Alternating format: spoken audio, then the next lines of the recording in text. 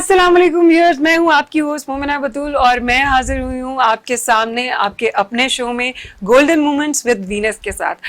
आज के जो हमारे गेस्ट हैं वो साबिक डिप्टी मैनेजिंग डायरेक्टर हैं और Mohammad Aslam Khan city owners welfare association के प्रेसिडेंट हैं, कराची सिटी स्पोर्ट्स के एसोसिएशन के प्रेसिडेंट हैं और सिंध चेस एसोसिएशन के प्रेसिडेंट हैं। आइए हम इनसे बात करते हैं और जानते हैं इनकी लाइफ के बारे में। अस्सलाम वालेकुम सर। सर कैसे हैं आप? अल्लाह का लाख लाख शुक्र है, बड़ी मेहरबानी। सर आप अपने डिपार्टमेंट से रिलेटेड कुछ अपने बारे में बताएंगे? इसमें असल एक चीज़ आप और भूल गई, मैं इंटेलेक्चुअल फोरम ऑफ पाकिस्तान का चेयरमैन भी हूँ। अच्छा, जो हम सारे इंटेलेक्चुअल्स मिलकर चला रहे हैं। अपनी फील्ड से मुताल्लिक कुछ अपने बारे में बताएंगे? मैं अल्हम्दुलिल्लाह 1981 में Karachi water and sewerage board में as a sub inspector appoint हुआ था और बदरजा अपने प्रमोशन के साथ मैंने ये कह सकता हूँ अल्लाह ताला की मेहरबानी से मैंने किसी का हक नहीं मारा और मैं ग्रेड 20 यानी as a deputy managing director Karachi water and sewerage board से रिटायर हुआ। और अब रिटायरमेंट होने के बाद हमारे मुख्तलिफ हैं। स्पोर्ट्स से दरअसल मेरी बड़ी दिलचस्पियाँ रही हैं। स्पोर्ट्स भी हम कराची शहर में कराते रहे हैं और हमारा इदारा जो है आप समझती हैं कि इस वक्त इंतहाई परेशानी में है और मैं अपने इस वक्त तो वैसे भी मुल्क के हालात भी बहुत ही बुरे हैं, हर बंदा ही परेशानी में है। कराची वाटर एंड सेवरेज पूरे कराची के जो लोग हैं पानी का इस्तेमाल करते हैं, पानी पीते हैं, लेकिन पेमेंट जो है वो 60% से ज्यादा लोग हैं जो पानी की पेमेंट नहीं करते। Karachi water and sewerage board की वजह ये भी है कि जो है परेशानी की जो देखिए दुनिया में जितने भी इदारे हैं गवर्नमेंट जो है वो पैसे कहीं से देती तो नहीं है ना, हमसे वसूल करती है और हम ही देती है। यानी कि आप कहना चाह रहे हैं जो 60% पाकिस्तान में लोग हैं कराची के अंदर जो पानी का बिल जो है वो नहीं देते, नहीं पेमेंट करते। अच्छा, जिसकी वजह से इदारा फाइनेंशियल क्राइसिस में रहता है हमेशा। और बहरहाल Karachi water and sewerage board के लोगों को मैं ये कहता हूँ कि बड़े मेहनती लोग हैं क्योंकि पानी की जो कंजम्पशन है वो तकरीबन कोई 1000 MGD से ज्यादा है और 650 MGD पानी ऑन रिकॉर्ड हमारे पास है जो कि 650 MGD भी नहीं है। अच्छा। यानी 50% से ज्यादा पानी की शॉर्टेज है। इसके बावजूद Karachi water and sewerage board के लोग पूरे कराची को तो नहीं तो तकरीबन 70 से 80% कराची को पानी देते हैं और बड़ी मेहनत से देते हैं। और प्रॉब्लम फाइनेंस का है। अगर फाइनेंस जितने भी इदारे जिन इदारों में फाइनेंस है तो बहुत अच्छे तरीके से चलते हैं। तो इसमें इन शॉर्ट आप ये मैसेज देना चाह रहे हैं आपकी कराची की आवाम को कि आप पानी का बिल जो है वो खुदारा टाइम पे जमा कराए ताकि पानी का आगे सिस्टम सही हो सके। तो आप समझते हैं बिल्स ना पे करने की वजह से हमारे यहाँ पानी का जो सिस्टम है वो सारा खराब हुआ पड़ा, पानी घरों में आ ही ना। हमारे ने एक इंटेलेक्चुअल फोरम ऑफ पाकिस्तान बनाया है जिसका मकसद ये है कि पाकिस्तान मतलब सारे इंटेलेक्चुअल्स मिलके बैठ के डिस्कस करते हैं कि भाई पाकिस्तान की तरक्की के लिए कैसे काम किए जाएं। तो इसमें हमने एक पॉइंट एजेंडे पे गुफ्तगू की थी और इस पे हमने एक प्रेस कॉन्फ्रेंस भी की थी लास्ट अप्रैल में। अच्छा। जिसमें हमने लोग गवर्नमेंट ऑफ पाकिस्तान से ये बताया था कि पाकिस्तान में जितने भी सूबे हैं 4 सूबे बने हुए हैं जो चारों अपनी जबान की बुनियाद पर बने। बिल्कुल। सिंध, बलूचिस्तान, पंजाब और खैबर पख्तूनख्वा। हमने कहा था कि ये बड़े बड़े सूबे हैं, कराची को ही अगर आप देख लें तो ये कई मुल्कों के बराबर है और कई मुल्क आधा जो यूरोप के कई ऐसे छोटे छोटे मुल्क हैं जिसको अगर कराची को देखा जाए तो कराची की आबादी उनसे बहुत ज्यादा है। तो इसको हमने इनको एक प्रपोजल दिया था कि तासुब से बचने के लिए दुनिया में अपने अपने मुल्क के लोग कानून वज़ा करते हैं तो हम एक ऐसा कानून वज़ा करें कि पाकिस्तान में तासुब खत्म करने के लिए जितने भी सूबे हैं तो उनको तब्दील करके उनमें छोटे छोटे सूबे बनाए जाएं। पाकिस्तान में 29 डिवीजन है तो 29 डिवीजन को अगर हम छोटे छोटे करके सूबे बना दें तो एक तो तासुब खत्म हो जाएगा। यानी यहाँ पर एक जो भी सूबा होगा वो किसी कौमियत के नाम पे नहीं होगा। जब वो किसी कौमियत के नाम पे नहीं होगा तो उसमें तासुब नहीं होगा, हर सूबे के पास अपने अख्तियारात होंगे। दुनिया में आप काउंटीज के तर्ज पर अगर छोटे छोटे सूबों को आप अख्तियारात दे दें, आप देखें किसी इतनी बड़ी बड़ी काउंटी है, कराची का जो बजट है आपको यह है सुनकर हैरत होगी कि न्यूयॉर्क का बजट जो है इससे 100 गुना ज्यादा बजट है।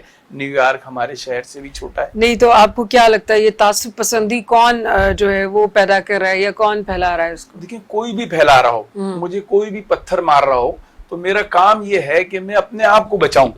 پتھر والے سے تو بعد میں نپٹوں گا نا کہ بھئی پتھر تو کیوں مار رہا ہے, یا میں اس کو سب سے پہلے تو میں اپنے آپ کو پتھر سے بچاؤں نا. اگر کوئی تعصب پہ ہمیں لا رہا ہے یا مختلف قومیتوں کی بنیاد پر یا مسلک کی بنیاد پر, تو ہمیں سب سے پہلے تو اپنے آپ کو بچانا ہے.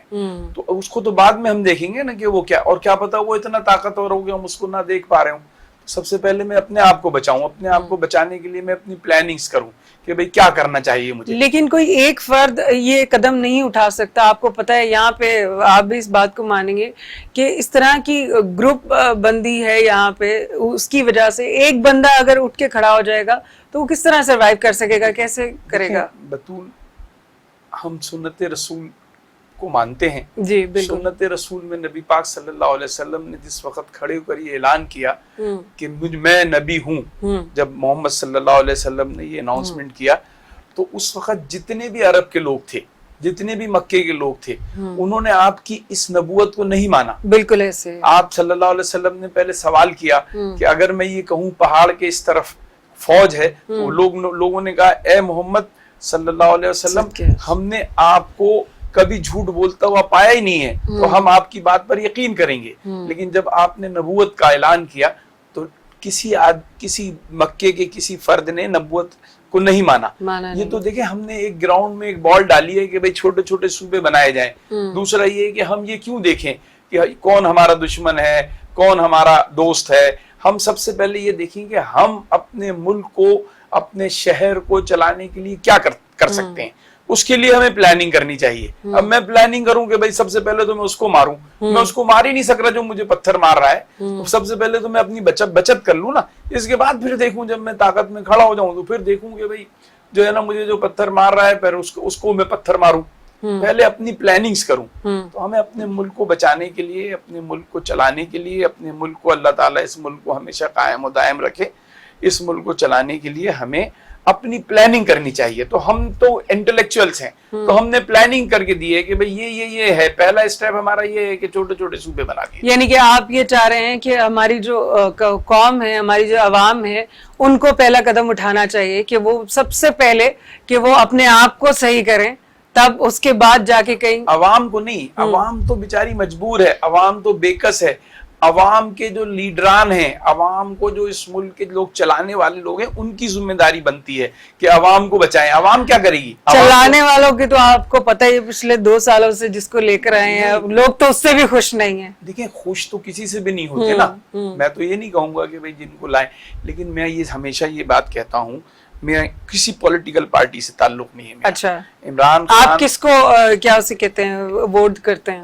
میں نے کئی سال سے ووٹ نہیں دیا, کسی کو بھی نہیں دیا. لاسٹ ٹائم میں نے جو ہے نا وہ ان کو ووٹ دیا تھا, عمران خان صاحب کو, اس لیے کہ میں اسپورٹس مین ہوں. حالانکہ اسپورٹس کے حوالے سے میرا ہمیشہ سے ان سے تھا. کرکٹ کے جب یہ وہ رہے تو انہوں نے کراچی کے لڑکوں کے ساتھ زیادتی بھی کی ہے. اچھا, خان صاحب نے یہ شو دیکھ لیں گے. نہیں, کوئی دکھا دے, میں تو مجھے تھوڑی کوئی, میں یہ تھوڑی کہہ رہا ہوں. تو اس بات پہ ہماری مخالفت تھی. لیکن ہمیشہ یہ دیکھا جاتا ہے جب آپ اپنا کوئی بھی کام کرنے جائیں یا کسی کو ووٹ دینے جائیں, تو اس میں آپ یہ چیز نوٹ کریں کہ بھئی آپ جن کو ووٹ دینے جا رہے ہیں ووٹ ضرور ڈالیں. میں نے 2 دفعہ نہیں ڈالا تھا, دوسرے بعد میں مجھے افسوس بھی ہوا. ووٹ آپ اپنا ضرور ڈالیں.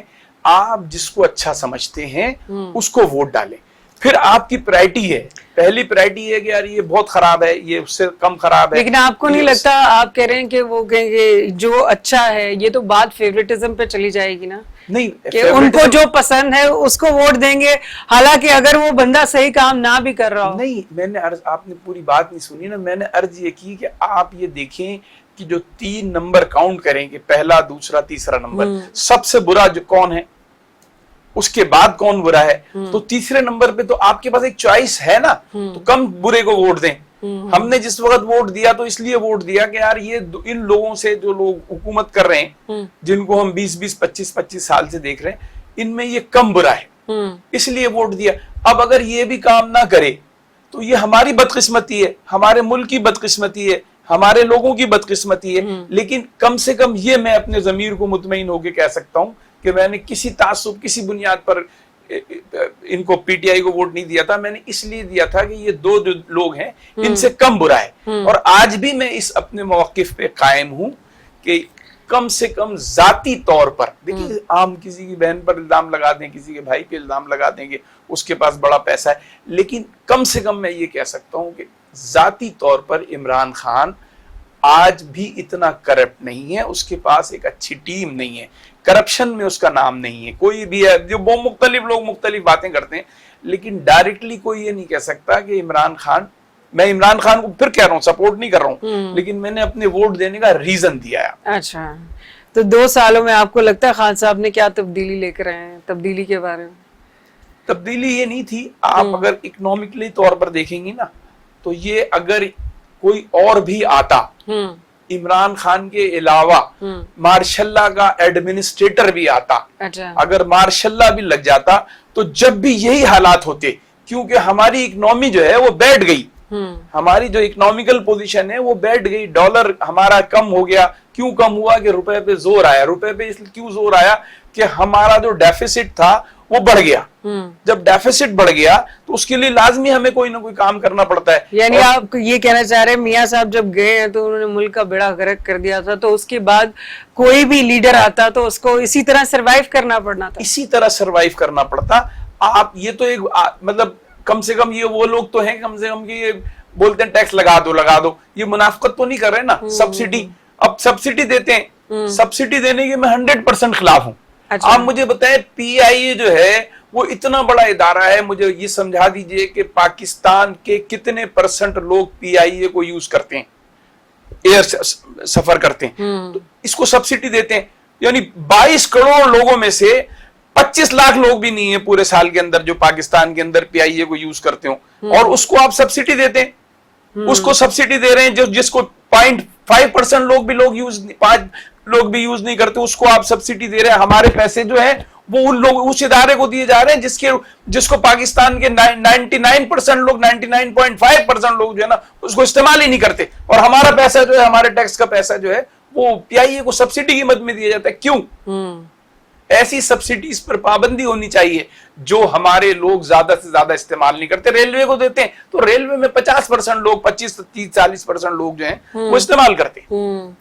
तो ये है हमारी थिंकिंग है कि हमने जो अपने इंटेलेक्चुअल फोरम ऑफ पाकिस्तान के हवाले से काम किया है उसमें हम पाकिस्तान के लोगों के लिए, पाकिस्तान के और दूसरे, क्योंकि मैं कराची शहर में रहता हूं तो मुझे कराची शहर का भी दर्द होता है। बिल्कुल, कराची शहर का भी दर्द होता है। आप सोचें कि 29 करोड़ रुपए कुत्ते मारने के लिए जो है, वो कुत्तों को इंजेक्शन लगाने के लिए 29 करोड़ रुपए कोरोना के टाइम में रिलीज कर दिए गए। आप मुझे बताएं वो 29 करोड़ रुपए कहां गए?